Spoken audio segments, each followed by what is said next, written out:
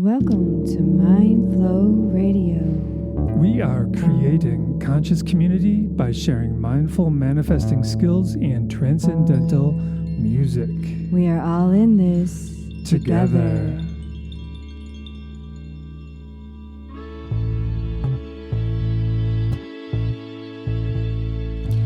Don't worry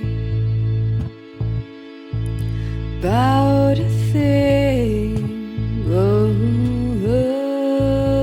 Cause every little thing is gonna be alright.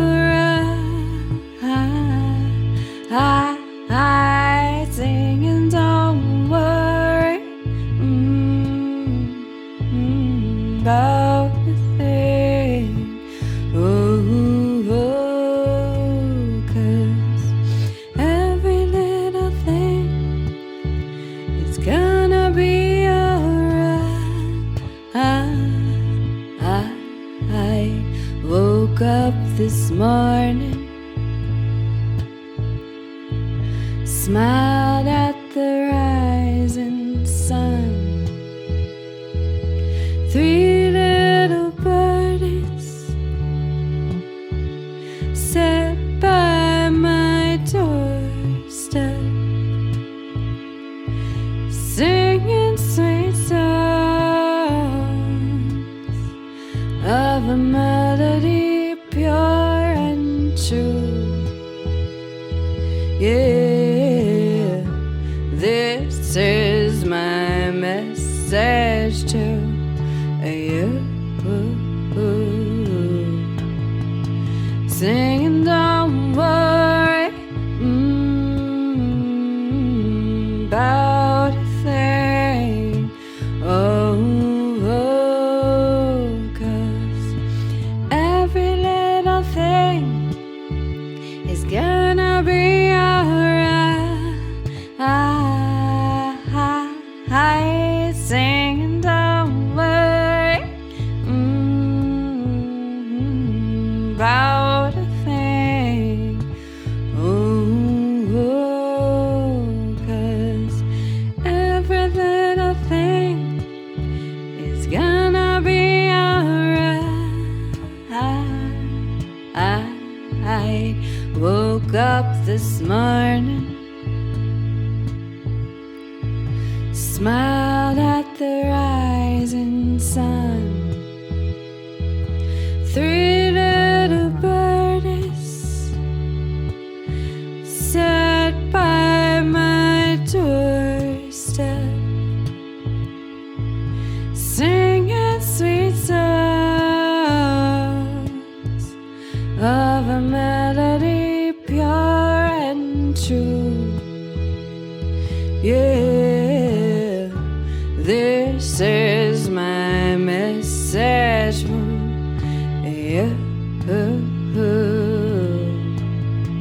Singing, don't worry about a thing. Cause every little thing is gonna be alright. Singing, don't worry about a thing. Cause every little thing is gonna be alright. Singing, don't worry about a thing. Cause every little thing is gonna be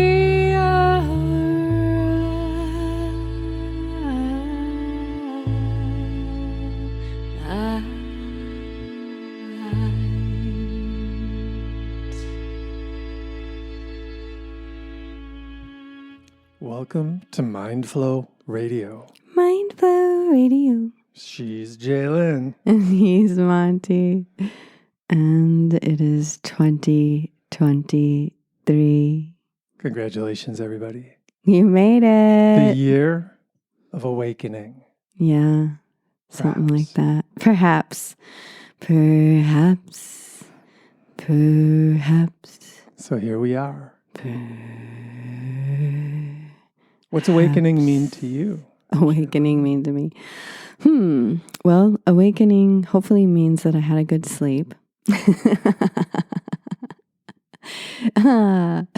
That's an inside joke. Anywho, awakening. I don't know. What does it mean to you? A lot of things. One of the awakening to our true power. Mm-hmm. Awakening to our maybe our cultural dharma. Awakening to my own sense of empowerment. I think that's a big deal right there, is empowerment. And it seems from a psychological perspective, there are two aspects of just our minds. And one of those aspects is we're feeling empowered. And I think when we feel empowered, we just naturally have more energy and naturally are more present and naturally more excited about life. But when we lack empowerment in our minds, that's when we get depressed. That's when we have anxiety. That's when we feel stuck. And we feel like under the thumb of somebody else, essentially, or under the thumb of, our culture. Circumstances. Yeah, right. So you're saying empowerment is awakening?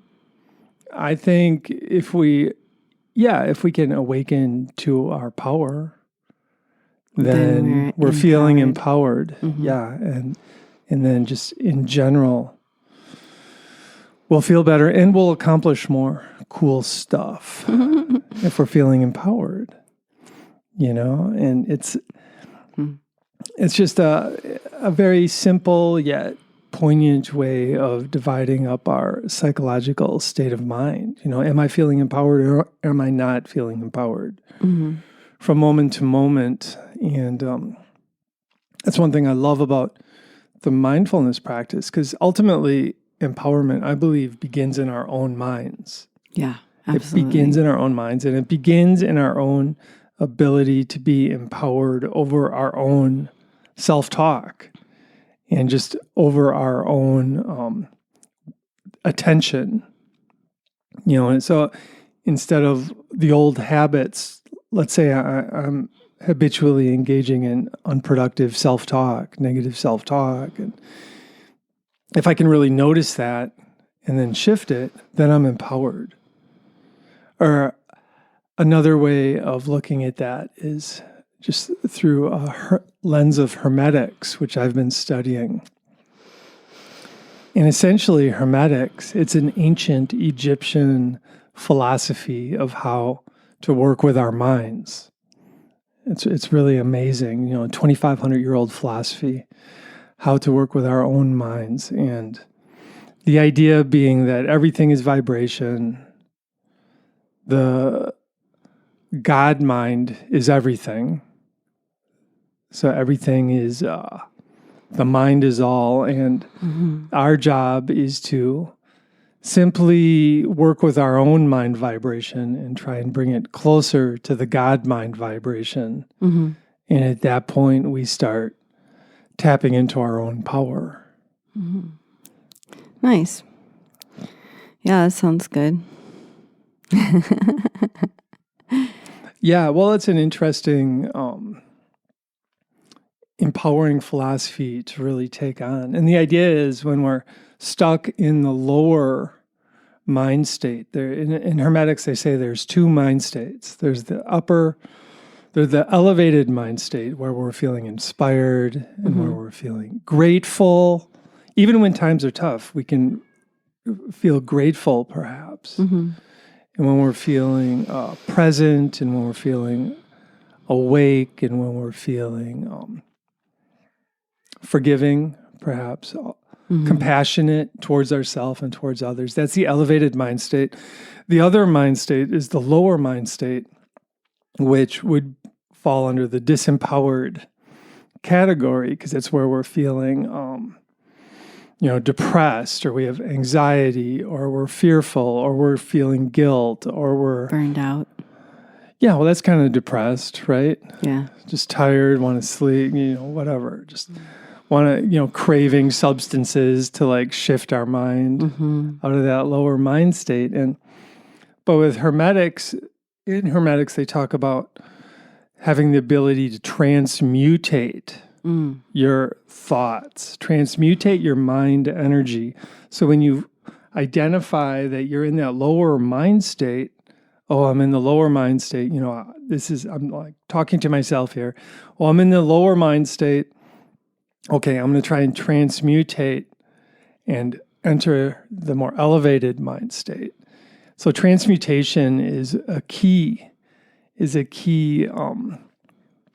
element of hermetics, which essentially is learning to be empowered over our consciousness. So transmutation is a choice. You just say, I'm going to transmutate this. Yeah, and then you go into your transmutation skills, because you have a transmutation skill set. And that would be like the mindfulness skills. Is that what you're saying? Well, yeah. I mean, for me, my transmutation skills are just deepening my breath, feeling my ribs expand, lengthening the exhale, saying a few thank yous in my mind. I mean, the way I've used it this week is there have been a few times when I've been triggered into like a lower mind state, because of other people's actions, whatever. I mean, this is life. Yeah. We get triggered, or I get triggered. Yeah, and we all get triggered, I think. And the idea is, though, that when we're triggered, we don't just stay in that lower mind state and like, I have an excuse. So-and-so is bad to me. I had a rough night, whatever. I'm going to be in a lower mind state for the next day or 2 weeks or 10 years or whatever it is. It's like, I got triggered. I'm in this lower mind state. And then in my own mind, I'll say, transmutate.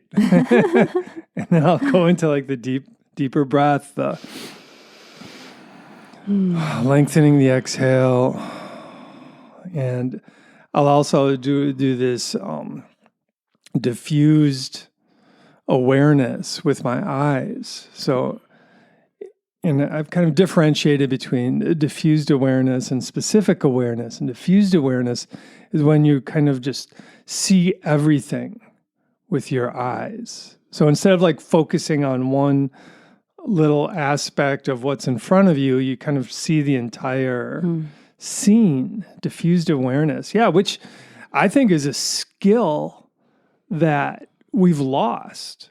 I mean, think of it when we were hunters and gatherers, and we're hunting in the woods and we're walking, down a trail. We're in a place of diffused awareness because we want to see out of the corner of our eye, that movement, or we don't want to be focused. But then when we do see the movement, then we go into, we do get focused on whatever we're looking at, one-pointed focusedness. Yeah. So I would beg to differ that we don't. But I do believe that there's that subconscious taint on it or fog or something. But I definitely find myself seeing how far is my periphery, like how far can I see? Yeah, well, that's great. And in Tai Chi, you do that one periphery exercise, and I really love it. Yeah. And I think ever since then, I've noticed that it was interesting to hear you describe the diffuse focus because as you said it, I really opened my eyes and thought about, how do I see the world? And I do trust my periphery a lot. Yeah. Maybe too much, and maybe there's some paranoia in there too, I see, what was that? Mm-hmm. So I think it might be the quality of the diffuse focus for people like me who've like may be more in the hypervigilant state of mind. Yeah. See, and from that perspective, it's like a challenge to get into that elevated mind state. If you're kind of in a paranoid state. Yeah. But that's so interesting to just say transmutate. You know, it's like Transformers, but a little different, you know, like it is. Well, it gives me a definite thing to work on. Yeah. It's like that intention for that moment. Yeah. Transmutate. Yeah. And then stay with it. Okay, I'm feeling better. Oh, I'm triggered again. Transmutate. I go back to it. You know? So okay, awesome. Come back to it. You know. I want to do this. Oh, it's fun. It's super empowering. It's funny because like when you're describing it, I'm like, I can't do that. There's just no way. I can't say transmutate and transmutate. Like it takes hours. No, this won't work for me. But at the same time, there's this desire that maybe it could work. Yeah, right. Just play around with it. That's cool. Yeah, and you know, you could throw, like I said, I work with the optimal breathing and the feeling the ribs really expand, and then exhaling and lengthening the exhale, and that's such a big deal. As far as just then the heart slows down because I'm getting more oxygen per breath, and then everything kind of settles down. It's really one of the keys for me when it comes to effective transmutation. I do feel that it's so interesting that the optimal breath that you've really been into for a while, like years so or more, is so much like Qigong breathing. Yeah, because of course, right? Yeah. But the idea of expanding the ribs and not worrying about expanding the belly. Yeah. Because in Qigong breathing, you actually bring in the navel for your inhale, which makes you expand your ribs. Oh, okay. You know, so in Qigong breathing, it's if you think that the yin energy is the lower half of the body and the yang energy is the upper half of the body, you're trying to bring the yin up to the yang during the inhale by drawing the navel in and then expanding the breath. And then the exhale brings the yang down to the yin. Okay. So you relax the navel. So that's the only difference that I've seen. So it's close. You feel those ribs expand. I mean, and for me too, when I feel my ribs expanding, it actually feels good. Mm-hmm. And it's one of those movements, because it is a movement that is self-soothing in a way. Yeah. And if we don't do it, we will lose the ability to do that, because the body, if you don't stretch it, if you don't move it, it just kind of tightens up. Yeah. So, it's just something I want to do for the rest of my life, essentially this lifetime, for sure. Get on it. And I'm trying to practice enough where it just becomes part of my procedural memory. Essentially, every time I'm triggered, every time I'm stressed, I want to go into this transmutate and the optimal breathing. It's like I'm trying to develop that as a habit, because it's easy to talk about. Right. It's easy to talk about, but it's not so easy to use it in the heat of battle, right? In your mind, when there's stuff coming down. You're battling your mind. Or, there's chaos around you, whatever it is, But it's just like, it comes down to training. Mm-hmm. I train in these techniques when I'm feeling good. I train every day. I try and come back to the optimal breathing, once an hour or so. I'm trying to develop this breathing as part of my procedural memory, which is in my subconscious mind. Yeah, yeah. And the only way to get into that subconscious mind and to evolve it is through repetition. Because I can know consciously that, this is the thing to do, but then if I never practice, it just won't happen. Right. Because it's not in my subconscious. Yeah. And I'm for me, I'm good at sitting for meditation it's bringing it into the daily life that's so hard, you know? Yeah. So I'm very good at doing my daily meditation. Yeah. You know, right when I wake up or before bed. But during the day, that's the hard part, you know? Yeah. And that's where the rubber meets the road. Right. Really, you know? And for me, it's almost like the day is the perfect opportunity for me to practice as much as possible. Mm-hmm. Whether it's, you know, transmuting or just simply being involved with metacognition, so just watching my thoughts, Mm-hmm. meta awareness, watching, you know, how I'm feeling, Mm-hmm. you know, just being in that place of discernment and noticing. Mm-hmm. And so it's an opportunity for me to train when I'm walking into the store, when I'm standing in line, when I'm going to the meeting, when I'm sitting in a meeting, when I'm, you know, meeting with somebody, it's all throughout the day are just great opportunities for me to get into that meditative state, I would say, but that's on cool. The fly, you know, like kind of in the Tai Chi meditation where you're moving, but you're just really working on your own state of consciousness and presence and, you know, trying to keep everything fluid and graceful, including my mind, including my breathing, including... Yeah, you know? You've been doing so good, and I'm really, like, happy to know that it's possible. You know, you provide this actuality for everyone. Well, you know, and just I mean, I'm not really there yet. I'm not really there yet, but I am training. Yeah, you know, you show it's possible. You show that you can do this breathing every hour or throughout the day, or the diffuse, mindful focus. Awareness. Awareness. And I think that's really great. It gives me hope. It really does.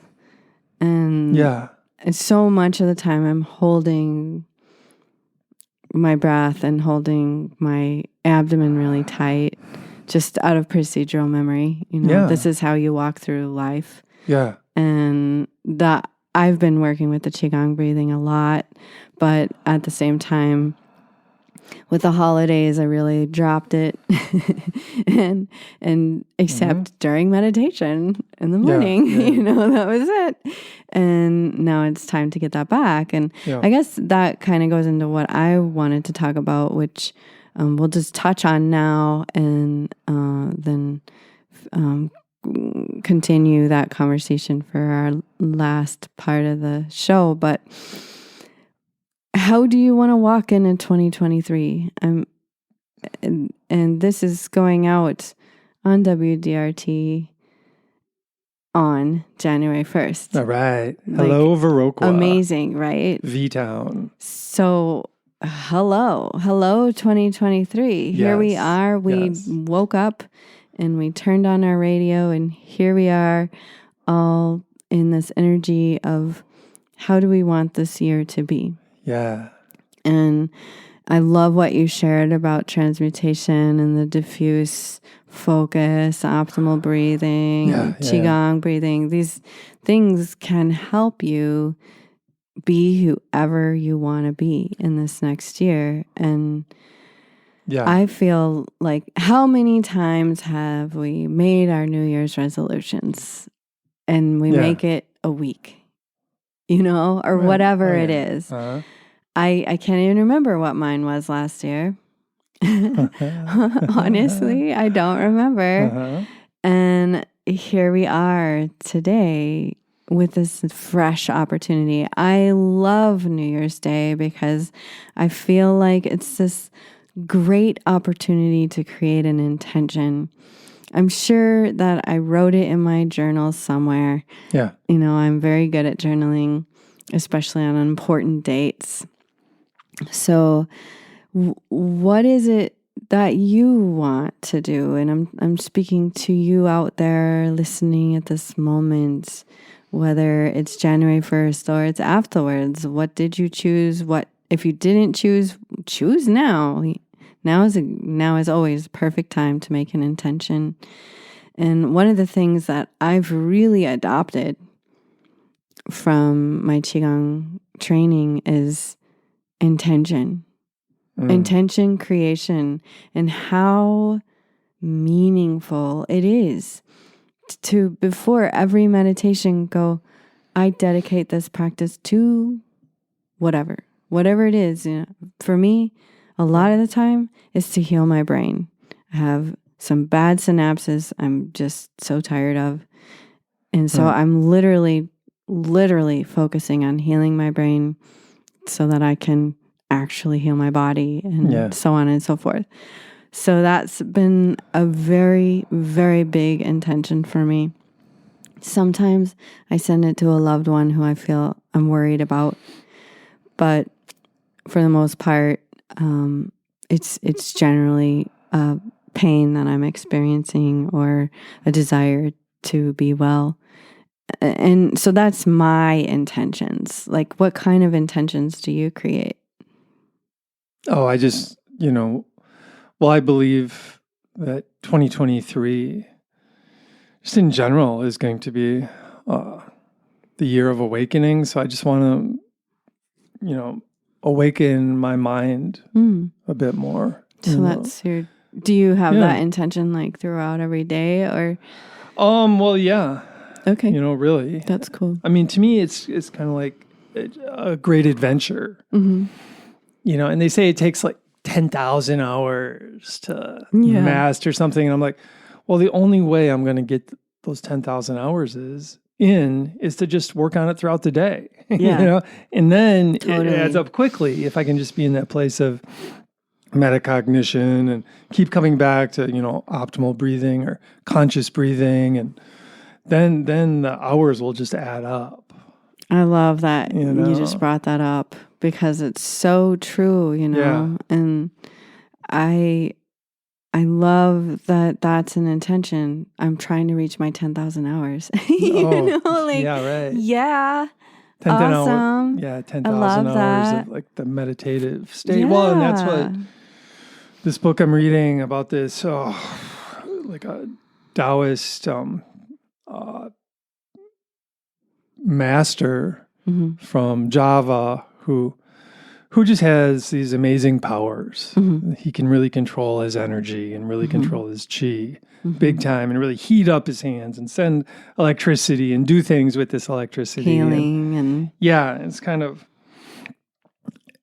and he was discovered, in the 80s by a PBS crew that just happened to be doing a special on Java, and they discovered this guy, and some of you may have seen some of his, I think they call him Dynamo Jack. Okay. Well, that's not even his real name. But anyway, he talks about you need to have a certain amount of hours of meditation to build the prana, to build it. And if you don't have that, it's not going to work. And I know for me, when I sit, and he says most Americans, they sit on a cushion for an hour, they'll only have a minute and a half of a meditative time because the mind is just going. And I can relate to that. Yeah, right. I'm like, man, if I'm ever going to get there, I have to work it into my day. Yeah. And so I absolutely love that. I love this guy.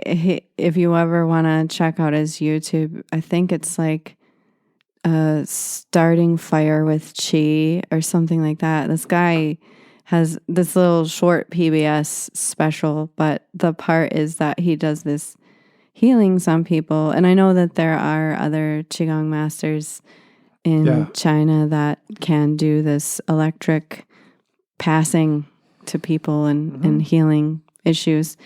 But this guy can start fire with his hand. I don't know if he's still alive, but this was in the 80s. Yeah, I don't know. I've been thinking about it too. He would be in his late 80s, I think, if he's still. So he might be around still, Yeah, he's pretty healthy and stuff.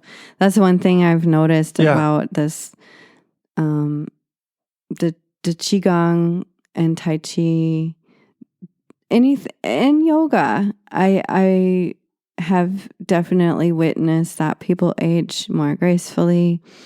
They seem to be more healthy in general, have a healthier mindset on the chaos going on around them. I mean, we can't change the chaos going on around us. We can change our response to it.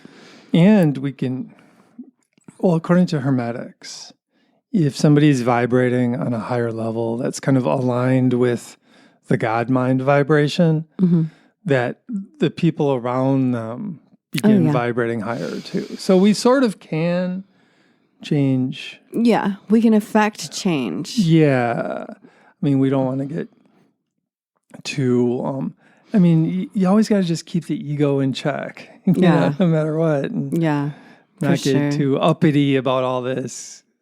Yeah. But there's a humility and an empowerment. So it's like, and this is something that I have wrestled from being a little girl and growing up in a very religious household and being given the definition of humility was basically being subservient, and being confident and proud is bad. And so I've really wrestled this in my mind for 30 some years. And how do I be confident? Am I bad if I'm confident? And I can see, like what you're saying, there is times when the confidence does go into a puffed up ego. Yeah, ego tripping. Yeah, and so I get it, but how to hold that humility in a way that leaves room for confidence and empowerment. Yeah. Right. And that's a really fine line. I feel like I definitely have not mastered it at all. But I do attempt it. And it does seem that when I get confident, that sometimes that means that someone must fall, you know?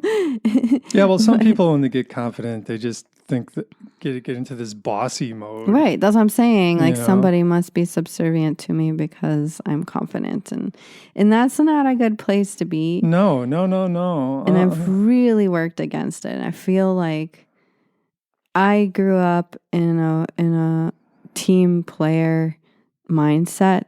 I did a lot of sports as a kid.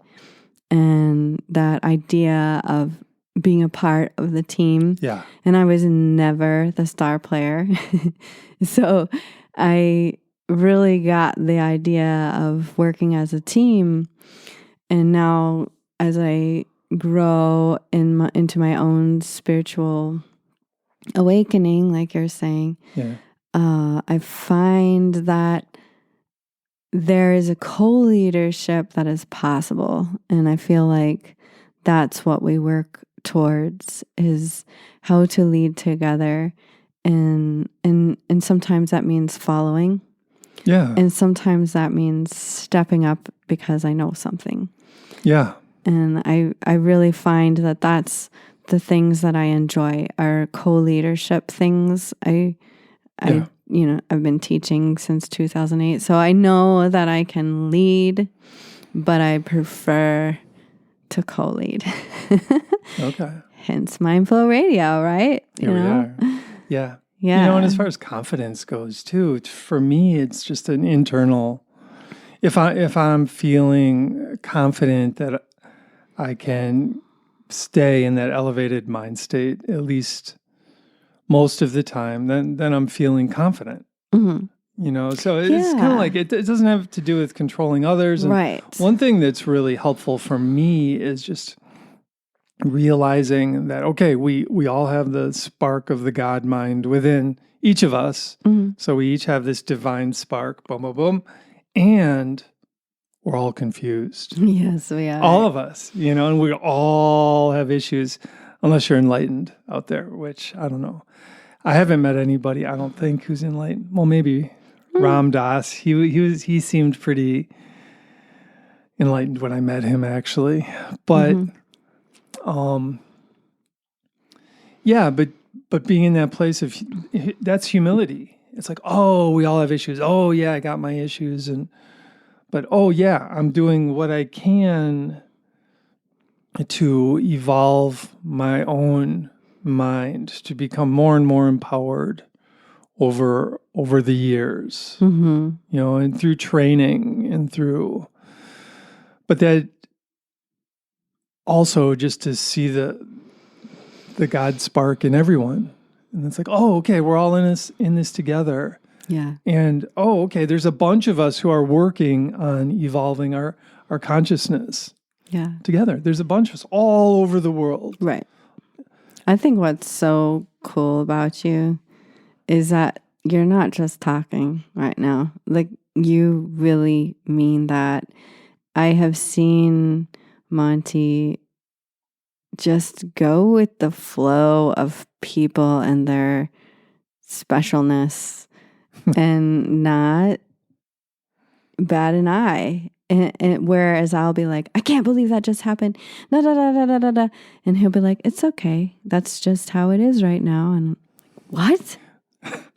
Well, there's this thing, rolling with the punches. Maybe because I used to box when I was little. Okay. But really, and this is a Stoic philosophy, seeing every challenge as an opportunity. Mm-hmm. Now, just developing. I got lots of opportunities then. Don't we all? Because that's the thing. The challenges, that is part of the human condition. Yeah. Challenges just keep coming at us. Yeah.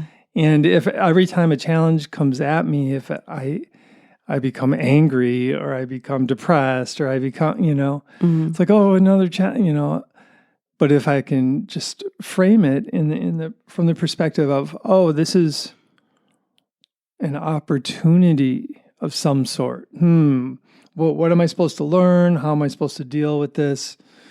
And perhaps you can conquer that particular challenge, through effective behavior. Mm-hmm. And believe me, a lot of the time my behavior is not effective.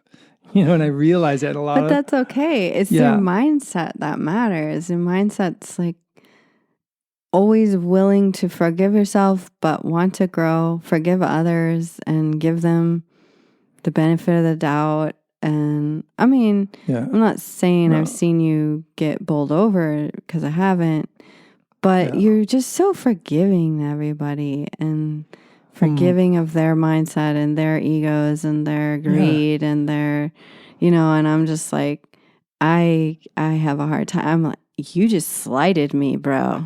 And I get pissed off. And he's like, it's okay. Well, I mean, I have those same feelings too, but I just don't try and cling to them. Yeah, you don't express them. You transmute them or something. Yeah, right. Because, the whole self-righteous anger thing. That's like, I have a right to be angry, so I'm going to be angry. Yeah. And I'm going to stay angry. I join in that sometimes. Yeah, right. And so do I, but I recognize it when I'm in it, and anger can serve a valuable purpose in our lives at the right time. Mm-hmm. But if it's... Get us out of dangerous path. Yeah, it can help us. But if it's not in moderation, it can wreck our lives. Absolutely. That's a thing. And it just... it's sort of like, why be angry? We're all these confused God creatures. And it's like, oh, I get it. Okay, so we have this fairly high technology, but emotionally we're like apes, sort of, and just like, and we need to evolve. That's all that says to me, and it's so interesting how, you like the idea of world peace, that concept, world peace, the world being at peace, not being at war, being at peace. People are like, ha, ha, ha, that'll never happen. It's like, why not? Why? Actually, it will happen. It's probably destined to happen. It's just a matter of when. Yeah. It's like when we figure out that we can work with our own minds and become more peaceful in our own minds and become more forgiving to ourselves. Mm-hmm. That's the thing you were talking about, forgiveness. Yeah, I believe in forgiveness. if I'm not into forgiveness, then I'm into like judging others, being angry at others, trying to like needle others, and then my mind is in that habit. And then when I make a mistake, I do the same thing to myself. I think that's really important for people to recognize, is our minds get in certain habits. And if I get in the habit of forgiving others, of course, not being bowled over, like you said, like, keeping my boundaries and just, all that, but forgiveness. And then when I make a mistake, I'm just way more able to forgive myself. And that's really key. So I want to say that this is a great moment for us to play the song Forgive. And then we'll come back and finish up our conversation. Awesome. So we'll see you in a second.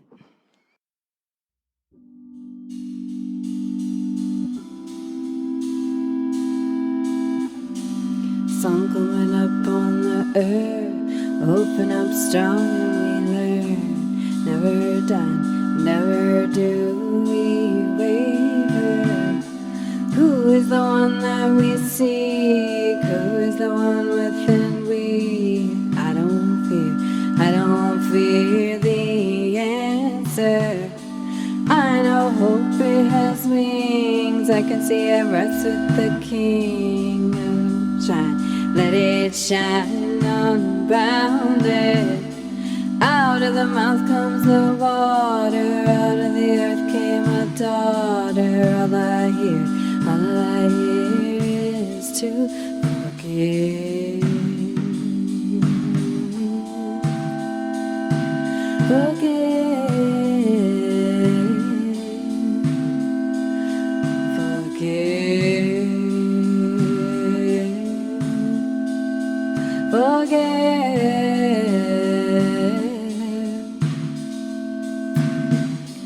Out of the hands of Creator, I call out Mahadeva. Lead us into patience. You drew the mists on the ceiling, let it rain down for a healing. I know this is ancient.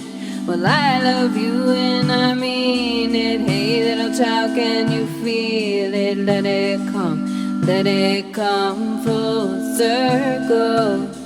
Giving up on separation, now it's time that we face it. All I hear is to forgive.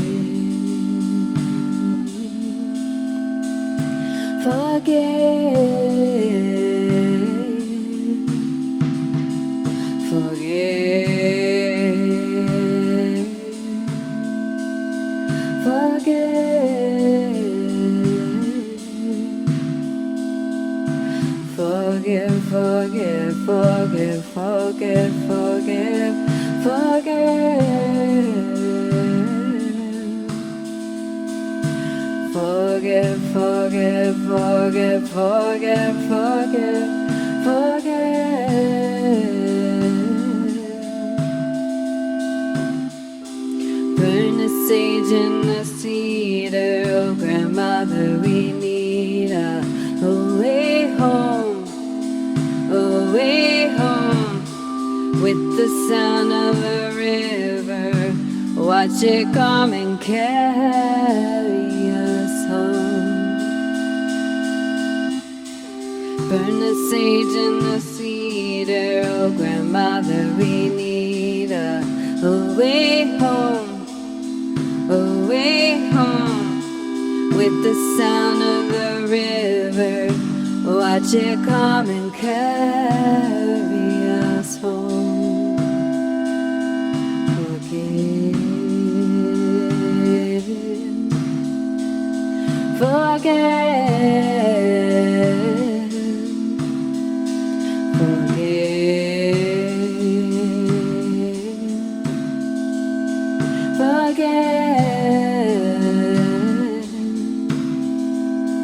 Forgiveness is forgiving. So give yourself this gift from time to time. Forgiveness is forgiving. So give yourself this gift from time to time. Forgiveness is forgiving. So give yourself this gift from time to time. Forgiveness is forgiving. So give yourself this gift from time to time.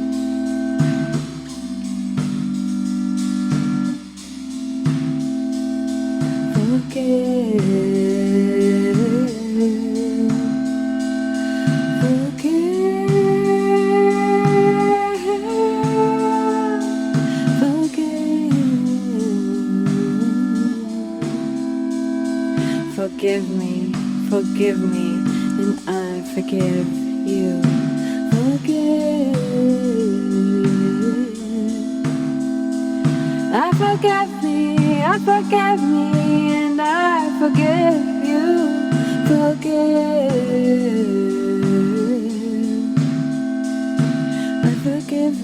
I forgive me, and I forgive you. Forgive.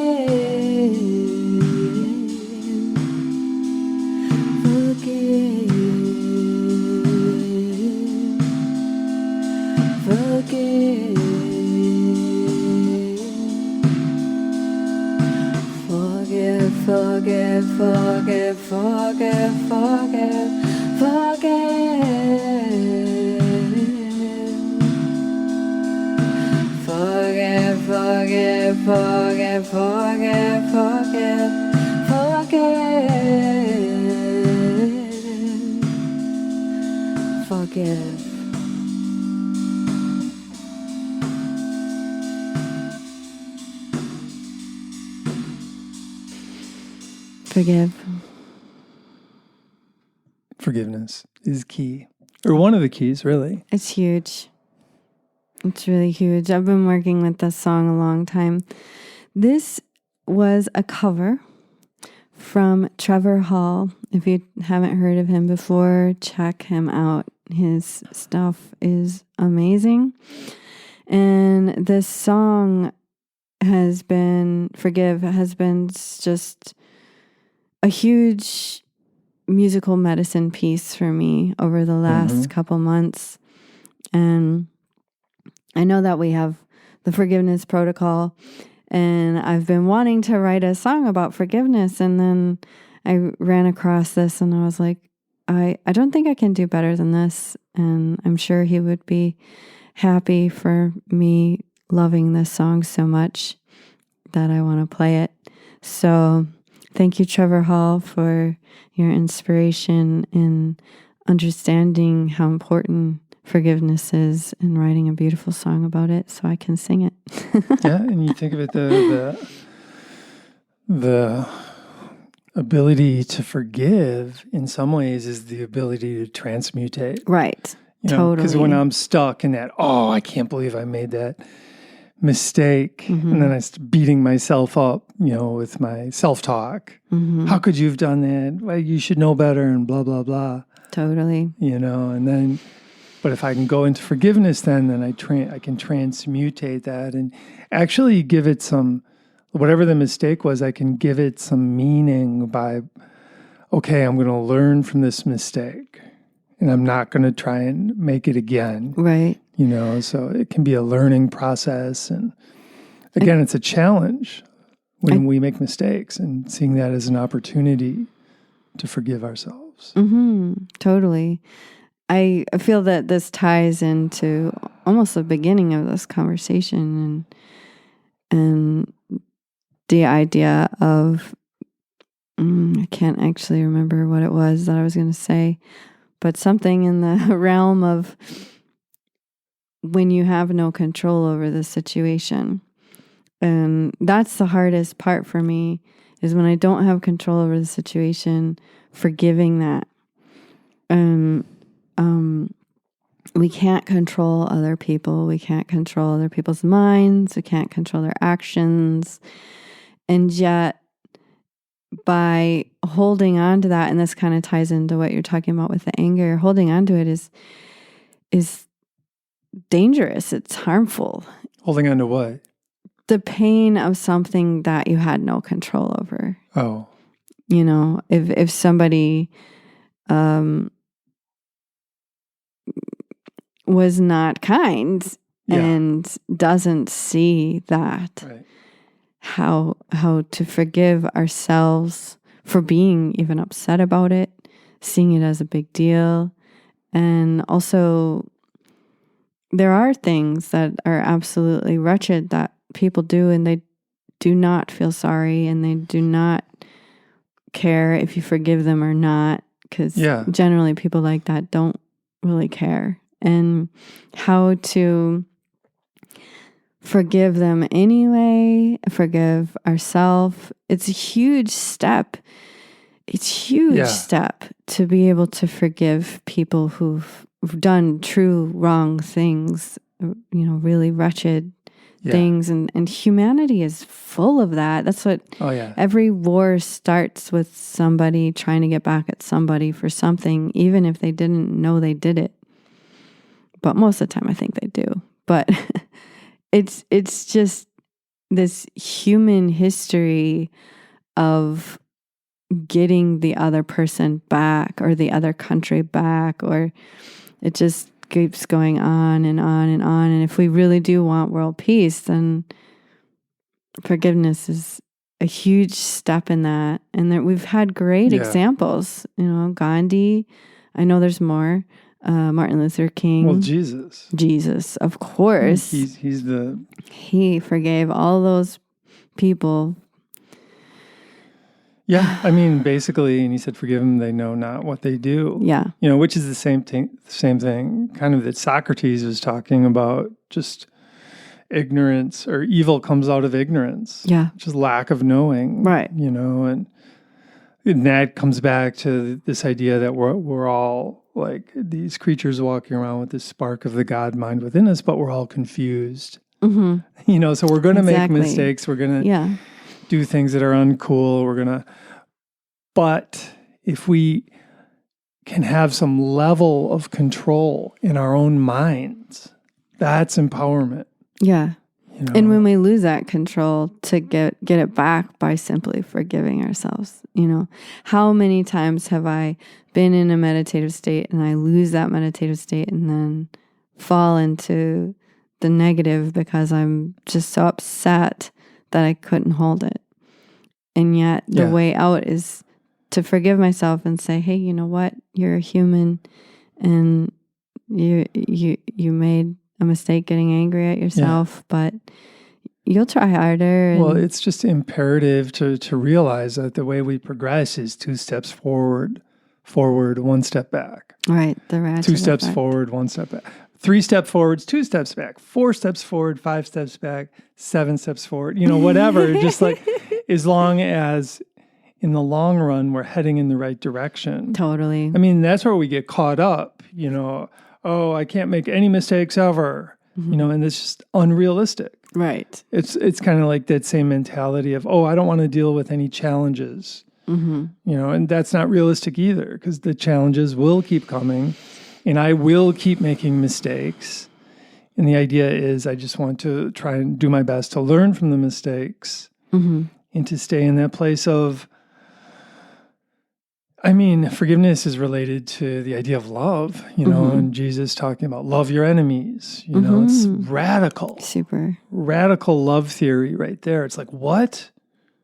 How is that possible? You know, but I think in our culture, the beginning is just to forgive our enemies.